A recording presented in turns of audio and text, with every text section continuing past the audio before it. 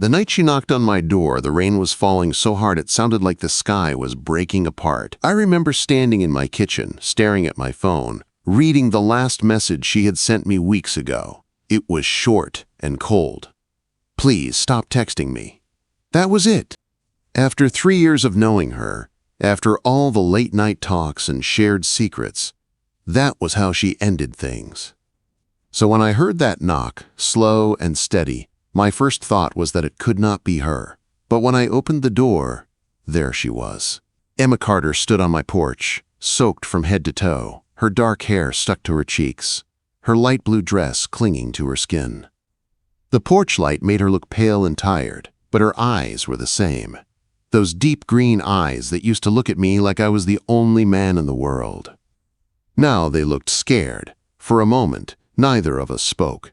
The rain fell behind her like a curtain, and the smell of wet earth filled the air. "What are you doing here?" I finally asked. My voice sounded calm, but inside my chest, my heart was beating so hard I thought she could hear it.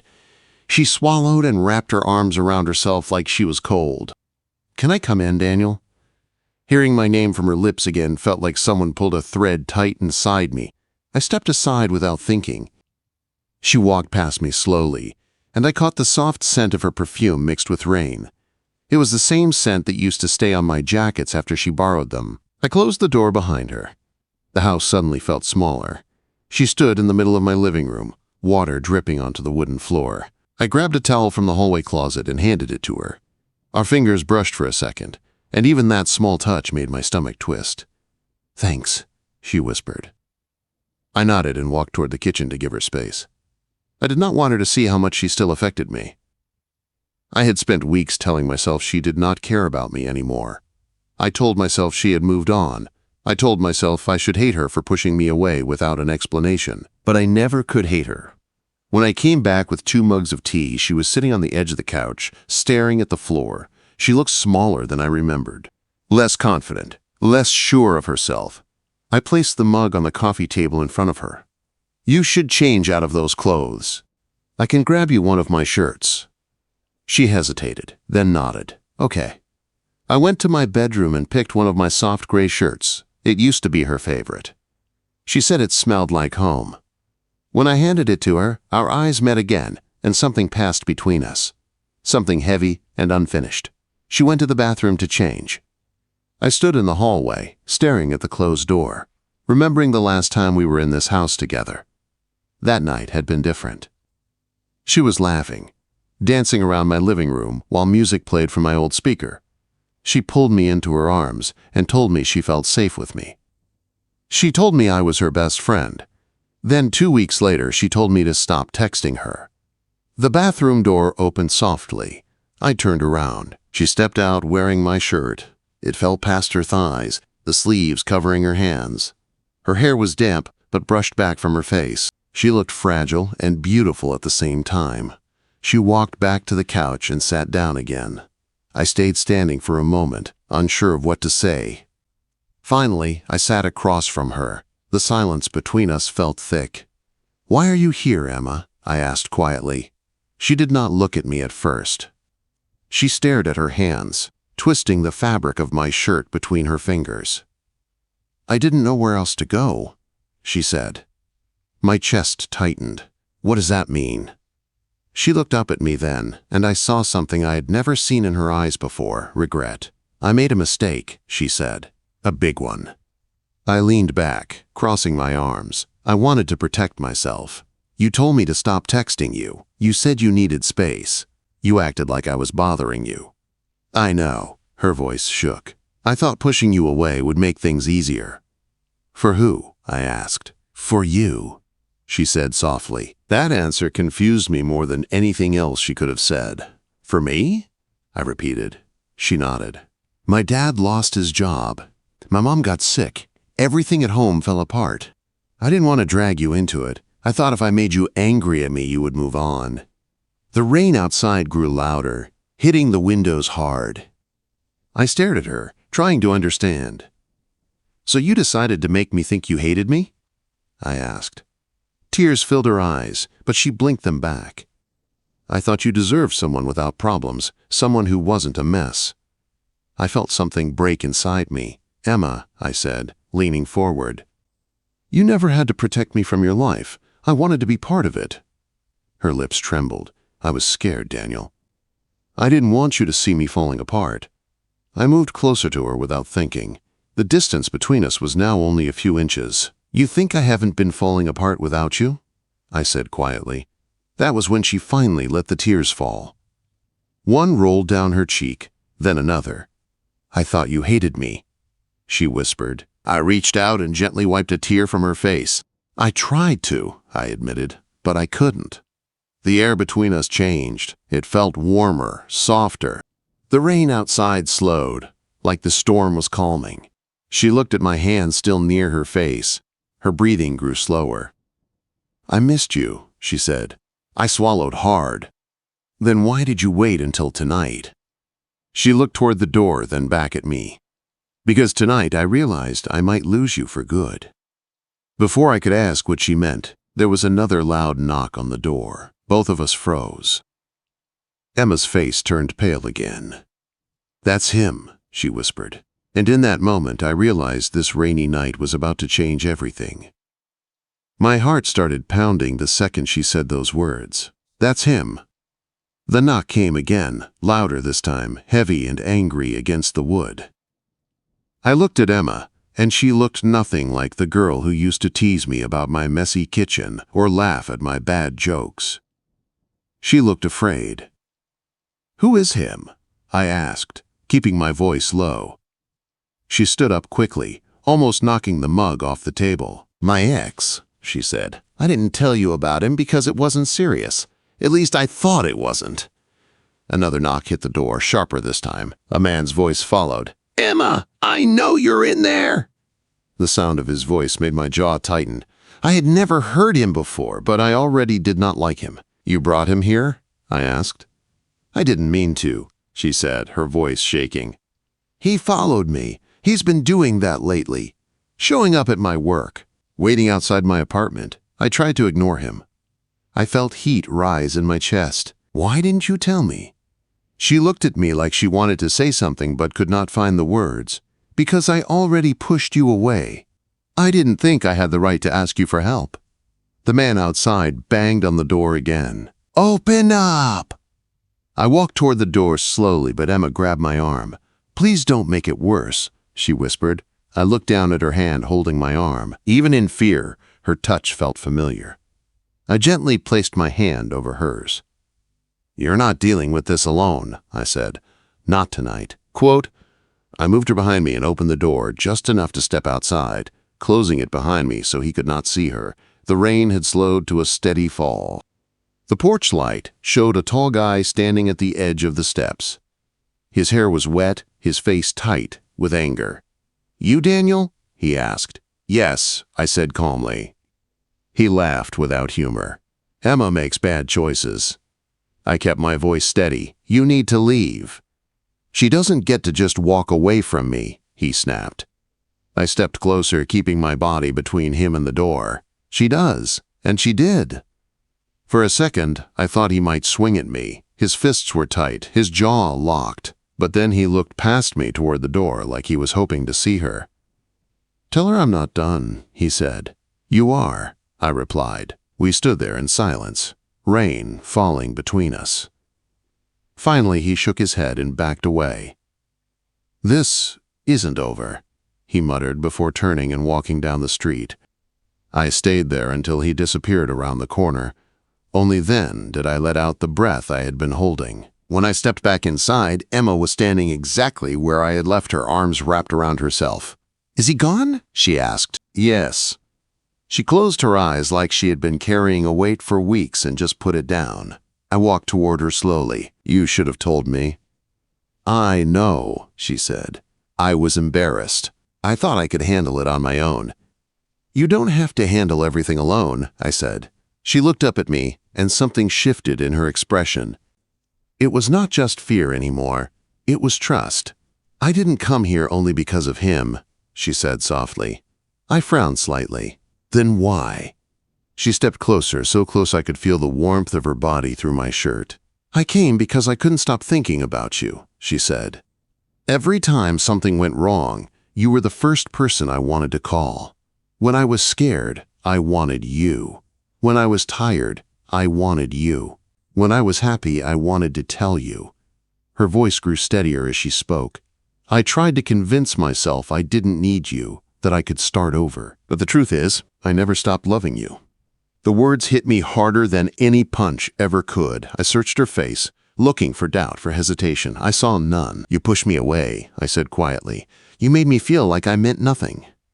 "I know," she said, "and I hate myself for that.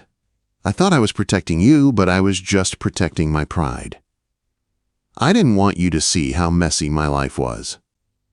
I didn't want you to think less of me." I reached out and gently lifted her chin so she would look at me.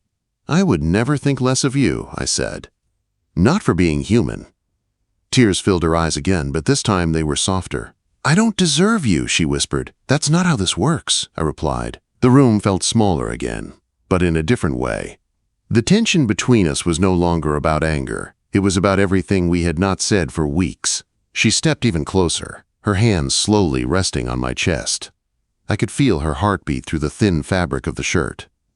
"I was scared," she admitted, "because loving you felt real. And real things can break." Quote.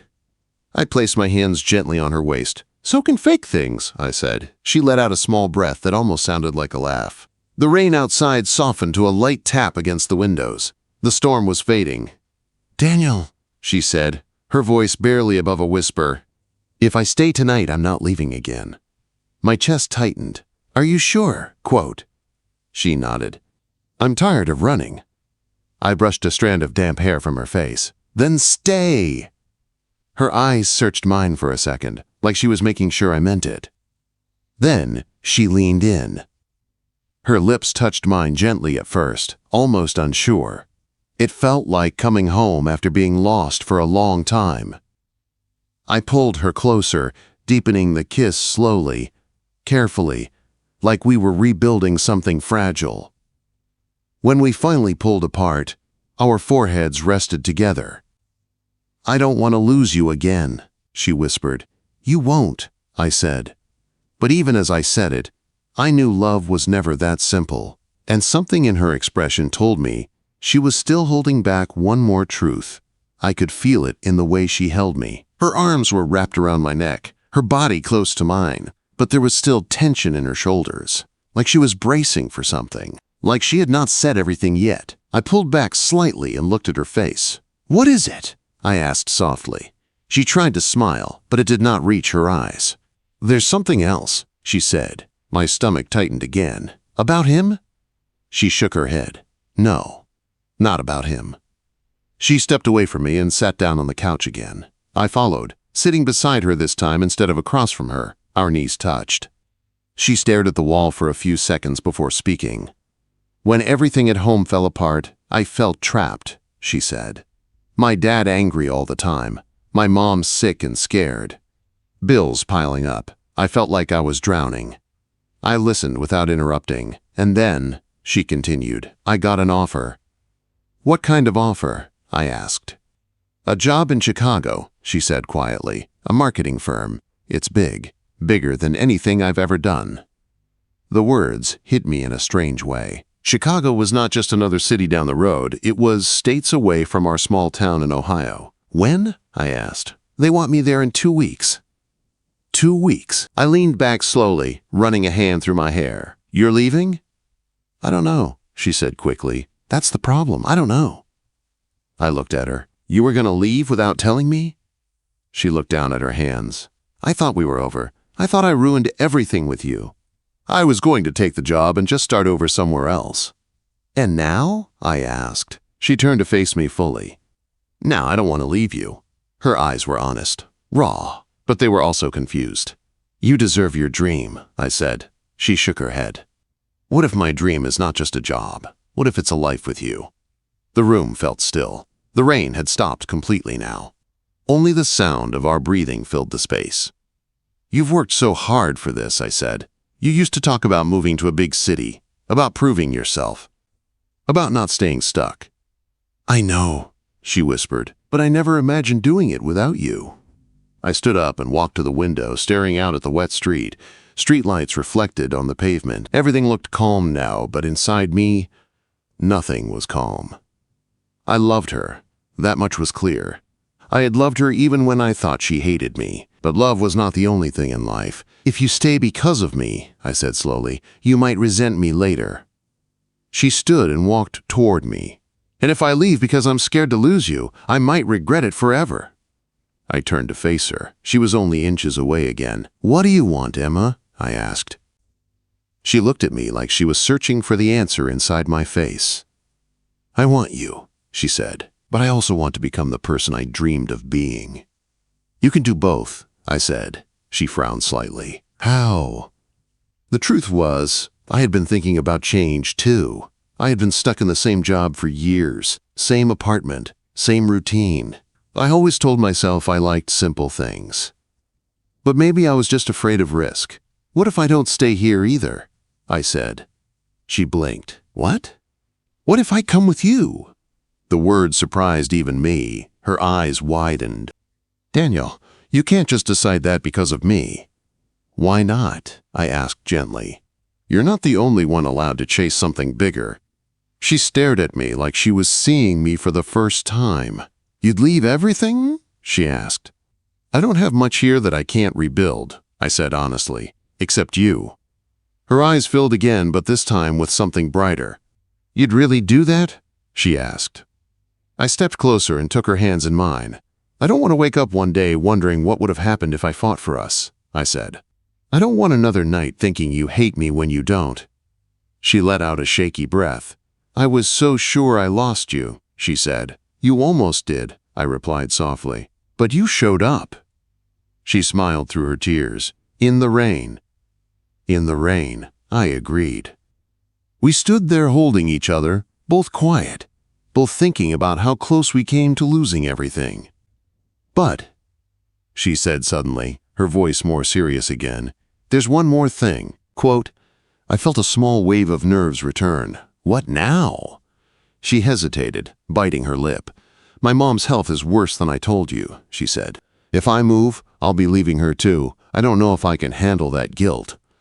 I squeezed her hands gently. You don't have to decide tonight, I said. But I have to decide soon, she whispered. The weight of it all settled between us. Love, distance, family, dreams. For a second, I thought about how simple things used to be. Before fear, before pride, before choices that could change everything. She rested her head against my chest. I don't want another goodbye, she said. Then maybe this isn't a goodbye, I replied. Outside, the clouds were breaking apart, and the moon was starting to show. And for the first time that night, I felt like the storm was not just ending outside, but inside us too. But we still had one decision left to make. We did not sleep much that night. We lay on my couch under a blanket, her head resting on my chest, my hand gently brushing through her hair. The house was quiet. The storm had passed, leaving the world outside washed clean and still. But inside, our thoughts were loud. Every few minutes I felt her shift slightly, like her mind would not let her rest. Are you awake? She whispered. Yes. She lifted her head and looked at me in the soft light coming from the kitchen. I'm scared, she admitted. Of what? Of choosing wrong, she said. Of hurting someone, no matter what I decide. I sat up slowly, and she sat with me. We faced each other, knees touching again. Emma, I said gently, there isn't a perfect choice. There's only the one that feels honest. She looked down at her hands. If I go to Chicago, I'll feel like I'm leaving my mom when she needs me. If I stay, I'll feel like I gave up something important. And if you come with me, I'll always wonder if I took you away from your life. You're not taking me anywhere, I said.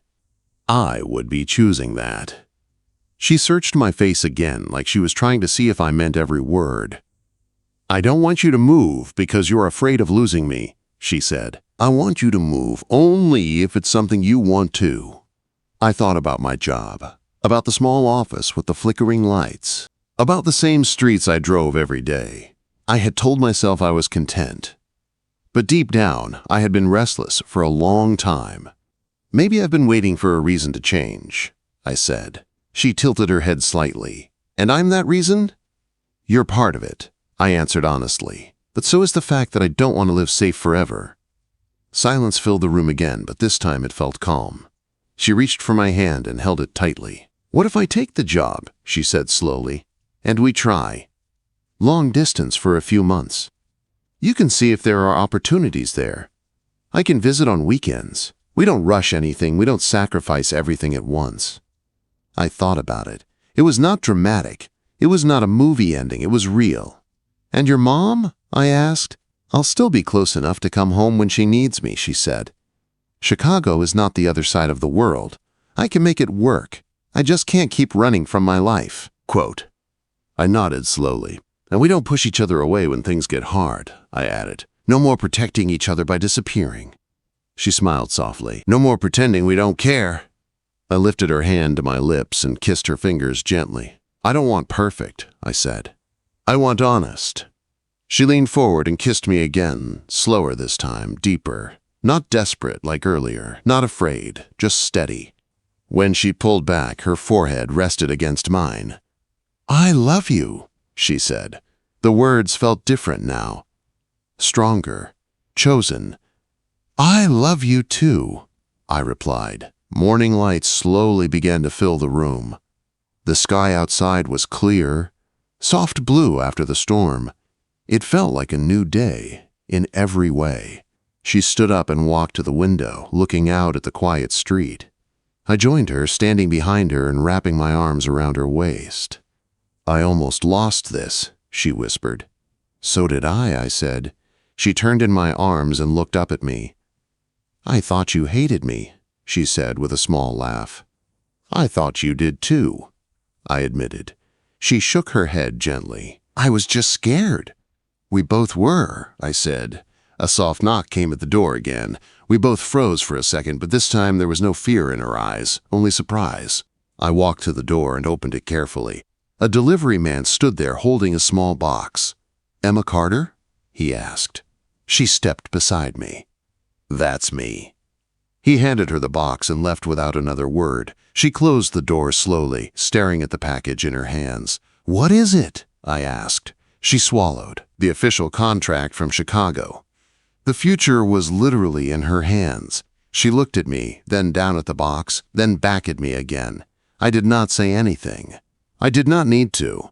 She opened the box carefully and pulled out the papers. She read the first page quietly. I watched her face, looking for doubt, for fear. Instead, I saw something else. Determination. She took a deep breath, then looked at me. I'm going, she said. I felt a mix of emotions hit me all at once. Pride, sadness, excitement, fear. I nodded. And we're not ending, she added firmly. We're just starting differently. Quote. I stepped forward and pulled her into my arms. We'll figure it out, I said. She hugged me tightly, like she was holding on to both love and courage at the same time. That rainy night had started with fear and old wounds. It had started with me thinking she hated me. But it ended with something stronger than comfort. It ended with choice. And as we stood there in the quiet morning light, holding each other, I knew one thing for sure. The storm did not break us. It showed us who we were when everything felt like it was falling apart.